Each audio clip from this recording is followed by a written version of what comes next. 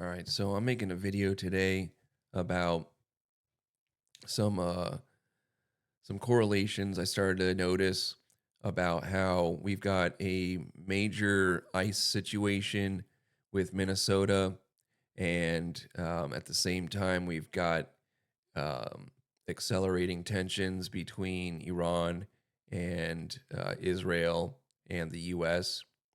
And at the same time, earlier last year, I noticed that the same thing was happening in California, where they just had these ICE protests just out of the blue escalate around the same time that things were kicking off with Israel and Iran again. And so I started thinking about something when I was younger that was similar, which was the whole Elian Gonzalez debacle that happened in the late 1990s and early 2000s. And I started thinking about, well, what else was happening at that time, and who was president, and who was in control, and what was going on in the Middle East at the same time, and if there was any kind of distractions or just coincidental dates. So I started originally looking at um, just what was going on during Elian Gonzalez, which kind of started in November 21st of 1999. And then I started looking at all the dates of major happenings in 1999. And then I started looking at, well, what happened after, because that was towards the end of the year of 1999. What happened after in the following year? And a lot of things started correlating that went a little bit longer than I realized, and a little bit more um, tightly meshed together into some odd patterns. So we're gonna start in August 1996 when Clinton was originally president, and Russia pulls out of Chechnya, and they agree to stop the fighting.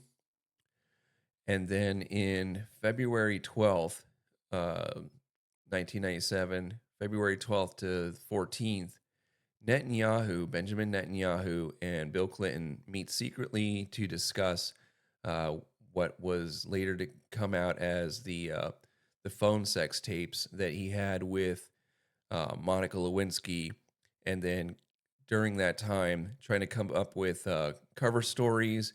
And this was also a way to not fully engage in saying they're blackmailing him, but to let him know that they were blackmailing him by saying, "Oh, we threw out the tapes." So then that gives him time to kind of cut things off, because in April 7th to the 8th of 1997, Clinton meets with Lewinsky and ends the relationship. Then a year later, in October 15th to the 23rd of 1998, there's a Wye River Memorandum in Maryland where Netanyahu, Yasser Arafat, Madeleine Albright all meet in a negotiation led by Bill Clinton in order to resolve the issues in Palestine and possibly create a two-state solution. In December 18th, 1998, the Clinton admin and EU declare that they're content with the agreement for both sides, and in the talks. Well, shortly after, the EU also establishes the euro currency, and the European Central Bank assumes full powers. This is January 1st, 1999. Along with the Elian Gonzalez situation, there was also speculation and fear mongering during the 90s. And even really, the first time it was brought up was in 1965 about concerns with Y2K and the programming of dates. And so in January 1st, 1999, the kind of while they're at the height of the fear mongering, they also have news stories about taximeters in Singapore and Sweden failing, and Sweden also having issues issuing temporary passports at airports. Continuing that, in 1999, February 8th, a Pennsylvania nuclear station, their computers crashed during Y2K testing. Well, only 4 days later, this is a big news story. And this entire time, mind you, that the Clinton Monica Lewinsky thing is basically, full coverage, off and on, taking up main stage and kind of occupying the news stories between that time. So in February 12th of 1999, Bill Clinton is acquitted of the impeachment proceedings, which is exactly 2 years after his original meeting with Netanyahu and on February 12th of 1997. So the next month in 1999, the Serbian-led Yugoslav forces began campaign against the Albanian Kosovars in leading into the 1999 Kosovo War bombing of Yugoslavia done by NATO. This was a big sore spot for a lot of people in Yugoslavia because they really did not like Clinton bombing them. I've met people, Serbs, that described what it was like to be in bombing raids, and they really do not like the Clintons over there. And so the reason that's important is because it's tying Clinton to Yugoslavia, and Yugoslavia is tied to Israel very heavily because Yugoslavia was a major passage for illegal Jewish immigrants to Palestine after and during World War II for the establishment of Israel. And originally, one of the people that later on become a big issue in what I'm discussing, Ariel Sharon, he had originally condemned NATO's bombing Yugoslavia as an act of brutal interventionism, which is very ironic. A member, though, of the Haganah and a settlement activist and politician at the time, Eliakim Haitsny, states that Serbs should actually be the first to receive Israeli aid during the bombing. So the reason that that's important is because we keep going back and forth between this Israeli-backed factions and these Islamists, where obviously in Chechnya, the Russians were fighting Islamists and they stopped the fighting there. And so that swings over now to the Middle East to occupy tensions there for us, because the thing was it actually kicks back up, but the thing was to keep Russia distracted with the Chechnyans, and that's kind of when Osama bin Laden became a player with the Mujahideen, and Jimmy Carter actually authorizing the CIA originally to go in there to start keeping Russia distracted. So that's a little bit of a side tangent. But anyways, so in May 17th of 1999, Ehud Barak is elected prime minister of Israel. And he was going against Ariel Sharon. So, if you don't know who Ehud Barak is, aside from being a prime minister of Israel, he was also friends with Epstein. And so, this is kind of leading us back to the original Mossad blackmail of sex entrapment. So, as I said before, these guys that are saying that they were against interventionism and trying to conclude peace were all blackmailed. So uh, Ehud Barak, he actually campaigned on a promise to end Israel's occupation of southern Lebanon.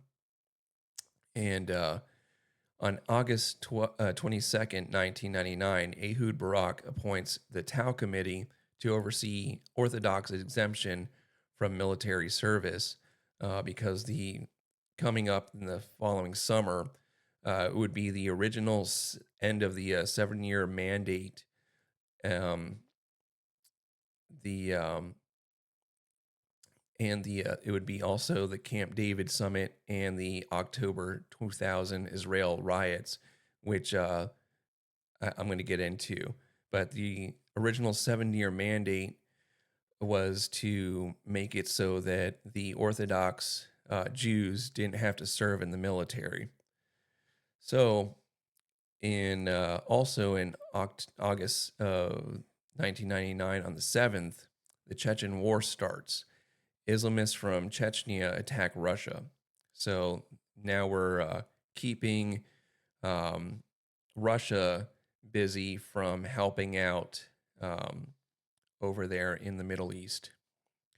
And so then at the same time, more worries about the Y2K scare start popping up even more because it gets promoted more and more as it gets closer to the end of 1999. So you have September 9th, which is 9/9 of 1999, starts popping things off again. And then America's focus starts shifting also to one of the first ICE raids. This was not ICE, though. It was INS. And in November 21st, 1999, Elian Gonzalez was rescued from the sea by a fisherman, handed over to the Coast Guard. And this creates a long debacle of what you call distraction. So then you have right after that the December 1999 Y2K scare, and that kind of occupies things. The January 21st of 2000, Elian's grandparents flew to the USA to retrieve him. This did not go well. And during this time, the Republican lawmakers in Florida tried to pass a bill to give him citizenship. As you may know, Cubans are anti-communist, and they were trying to get more Cubans into Florida to shift it more red. So January to February, Elon's major news. His father is demanding his son's return. March 21st, 2000, judge dismisses relatives' petition for asylum. So his relatives in the U.S. Were trying to make it so that he could petition for asylum. He was not old enough, according to the judge's rulings, to declare asylum himself. In April 14th of 2000, Juan Miguel, his father, changes his story and says that Elian should stay. So that's kind of an odd turn. Some people are saying that it was a coached video. Later in 2005, we'll go back to 2007, but later in 2005, during an interview, Elian declared that his family was telling him bad things about his father and that he should say that he didn't want to go back. So they were probably getting paid off by uh, Republican lawmakers. In April 22nd of 2000, this is when the biggest news story happens with Elian, which is a famous photo of border agents raiding his home that was conducted by Janet Reno. 130 INS personnel were involved in the raid, and it made major news stories because there was a picture which was so oddly taken. Um, who would take a picture of this at that moment where one of the uh, border patrol agents was pointing an MP5 while Elian was being held in a closet early in the morning during a raid? Just such a very odd photo to take. Like, did they just pose for it? Um, and then on May 24th, 2000, Israel withdrew from southern Lebanon. Okay. So then in June 1st, 2000, ruled Elian was too young to file for asylum. His mother was dead from a, like the original travel that he was rescued from. She drowned in the ocean. So his father was the only one who could speak for him. And he was returned after the Supreme Court refused to hear a decision to keep him there. He is actually now what's called a deputy in what's essentially Cuba's Congress, um, which is an interesting twist of fate for him to just be this kid that out of nowhere tries to leave Cuba, and now he's ahead of the Cuban government, basically a congressman there. So in July 11th to the 25th of 2000, what's called the Camp David Summit, which is held to resolve the Israel-Palestine conflict with a two-state solution, um, uh, that was held by Bill Clinton, and they were giving the appearance that he tried, but the negotiations failed after. This is when it starts to get interesting. So, remember how I said that Ariel Sharon was originally a anti-interventionist, and that he was also Ehud Barak's um, opponent during the original elections there in Israel. Well, Ariel Sharon was part of the Likud party, and in September 28th of 2000, while Ehud Barak, the supposed peace guy, was in office, he goes and visits the Temple Mount in East Jerusalem, leading to a major situation called the Second Intifada, and he visited what's called the Al-Aqsa Mosque. Um, so in October 7th of 2000, remember how these dates keep reoccurring. So we had February 12th of 1997. Yes, 1997. And then we have February 12th of 1999. Well, now we have October 7th of 2000. 3 Israeli soldiers were killed in a border raid by Hezbollah, and their bodies were captured. They were later exchanged for Lebanese captives in 2004. But isn't that very odd that there was a border raid in October 7th of 2000? Just very similar to what happened later on. In December 9th of 2000, Ehud Barak resigns because of this second intifada. His peace negotiations failed, and some believe that it was uh, basically staged from the beginning to fail indefinitely. He resigns, and Ariel Sharon of the Likud party, same as Netanyahu's party, which is ultra right wing. Um, he is um, basically responsible for the first October 7th uprising. He is elected leader in March of 2001. And 2001 was a very big year, obviously. And so after the election was held in February 6th of 2001, um, Ehud Barak actually left office to work for EDS, which is a company founded by Ross Perot. And this is ironic that Ross Perot created EDS because IBM's systems were inefficient. And if you know anything about IBM, their original creation was efficiency in data. Um, so then Ariel Sharon is elected leader. Then in 2005, Ehud Barak actually makes a comeback. And at the same time, 2005, Jeffrey Epstein begins to become investigated.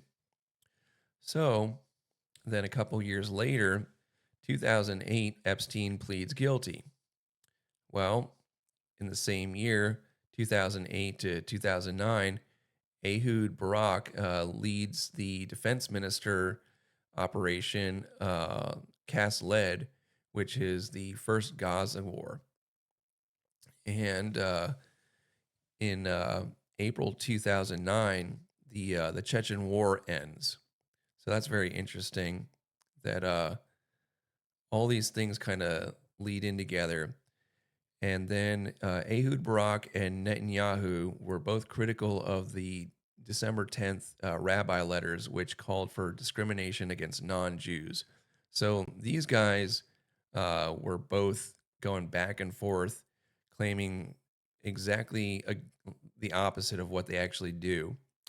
And it just so happens to coincide with major sex blackmail dates. And so then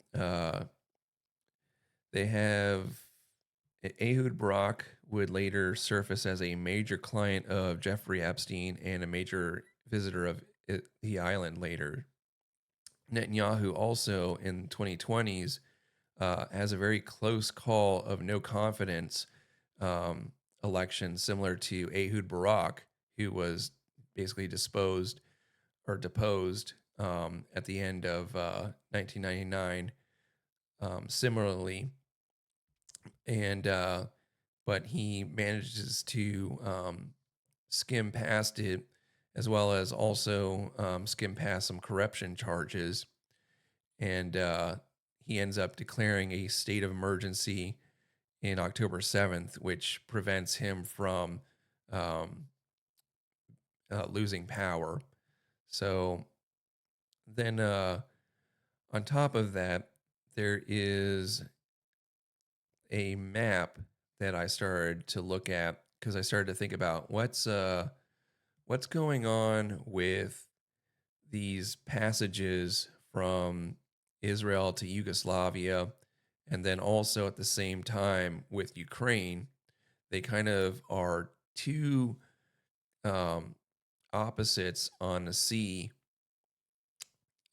traveling to like making paths for establishments of Jewish settlement and Jewish occupation. And so I started reading about how in Ukraine, for a long time, uh, obviously, a lot of people know this, but currently, even though they're led by a Jewish leader, their major political faction is the Azov battalion that's kind of controlling him, which are far right neo Nazis. And Israel, for the longest time, I'm sorry, Ukraine for the longest time did not allow Jews to go through. So their travel was to go through Yugoslavia and down through, I believe it would be Turkey into Israel. And when things shifted, um, now they're trying to get control of the other side for the north south corridor trade passage. And then I started to think about, is there another thing like that where it's connected to Jeffrey Epstein and uh, and the passage of like Little St. James, and then also this odd timing of Mexico's president being an Israeli shill, and then having like this little trickle down Central America into Venezuela, down into Chile and Argentina. Um, I noticed that there's kind of two different direct pathways down into Venezuela, and then you can go down through the coast of South America. And so I started to see like, okay, you go through, you travel from a major um, strong point of Judaism in New York down through the coast of Florida, down to Cuba, and then down to Little St. James. And then from there, you can travel to Venezuela. And then the opposite side of the Gulf, you can go through Mexico, and um, Texas was a um, major immigrant scandal, and then all of a sudden, Mexico becomes governed by a Jewish woman, and then we start having all these connections to all these Central American leaders that if you follow the pattern of their countries down Central America, you can look at it leading all the way to from Panama to Colombia, where Venezuela and Colombia kind of merge down, and then you start having um, this trail leading down to Patagonia, where we have issues now. So I'll put a map of that when I'm done recording this video, and but the other thing is that it doesn't stop there.